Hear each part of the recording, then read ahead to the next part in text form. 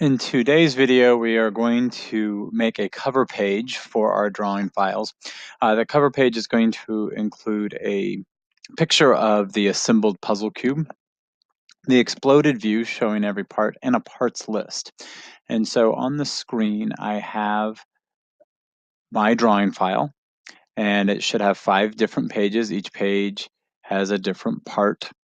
We created this earlier. And what I'm going to do, I'm going to add yet another sheet. And this sheet will then be our cover page.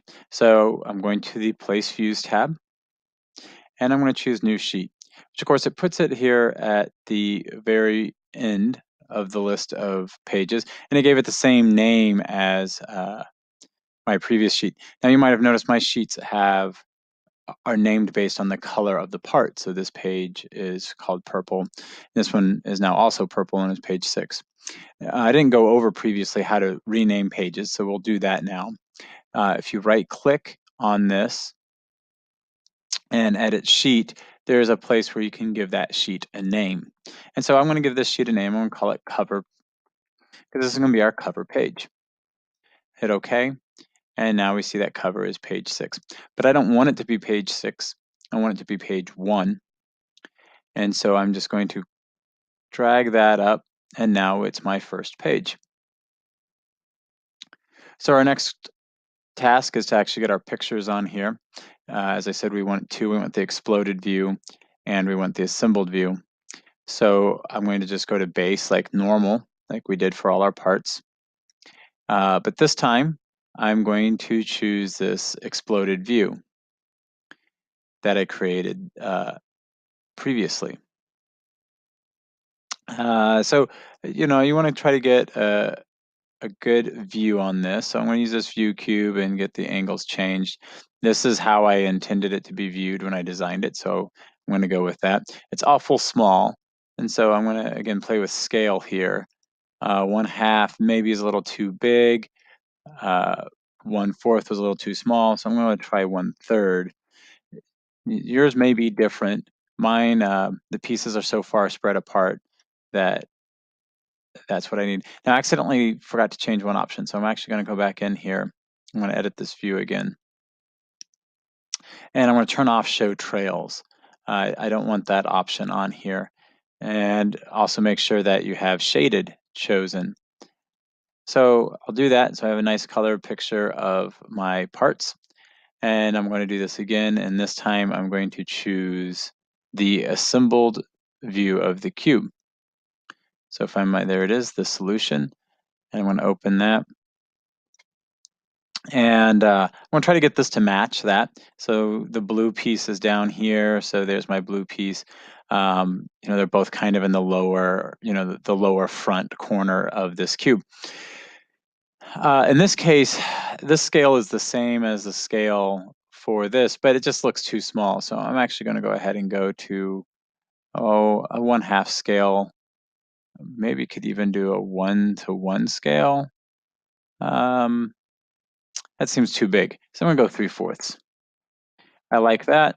And I'm going to just drag and put that over here. So now I have a nice cover page that shows what the cube looks like assembled and what it looks like in an exploded view. I'm going to go ahead and label all of these parts. So I'm going to go over to annotate and choose this balloon command. And what this will do is it'll put a little label on there. And you can see as I clicked on an edge of this part, and I can kind of put this label all around, but you'll notice that the arrowhead, hopefully if you look at it, you'll notice that the arrowhead kind of is stuck to that one line. So if I put it over here, the line and the arrowhead are on top of the part. And I don't really want that. I want to make sure that the arrowhead is outside the part. So be careful what line you click to and think about what direction you want to drag this label out to so that your arrowhead doesn't end up on top of the part. So I'm going to put it over here.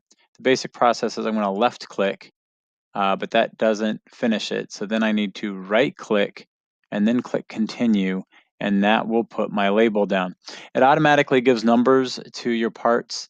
There's not much you can do about that. So I'm just going to continue on.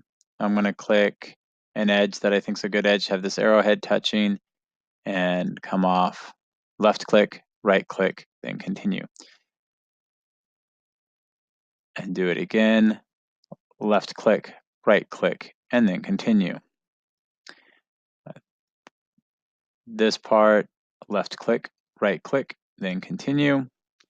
And finally, our last piece here, left click, right click, and then continue. Now every part has been labeled with a balloon. That just gives the part number. The last thing I'm going to do is create a parts list. Again, we're on the Annotate tab. Here is our parts list. So I click on this command. As usual, if you hover over it, it gives the help menu. I'm going to click on this.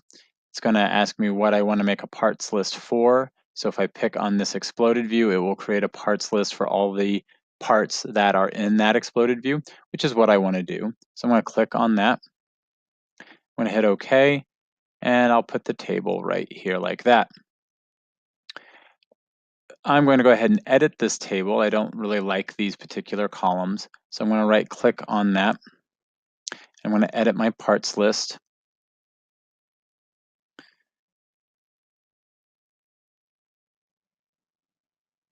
And we want this column chooser so we can change what columns are visible. I don't really need the part number, and so I'm going to remove that. And you can kind of look at all these different things that are over here. File name is maybe something you could use. That's basically the same as part number in this particular case, since this had the part, the file name is listed under part number. But at any rate, there's nothing here that I really think is all that important. So I'm going to do that. I'm going to remove that one and otherwise leave it the same. So now I just have 3 columns, the item number, which is the balloon, how many of them we have, and then we're going to write a short description. And this is where I'm just going to say, hey, well, part 1 is the yellow piece. And part 2 is the purple piece. Part 3 is the red piece. Part 4 is the blue piece. And part 5 is the orange piece.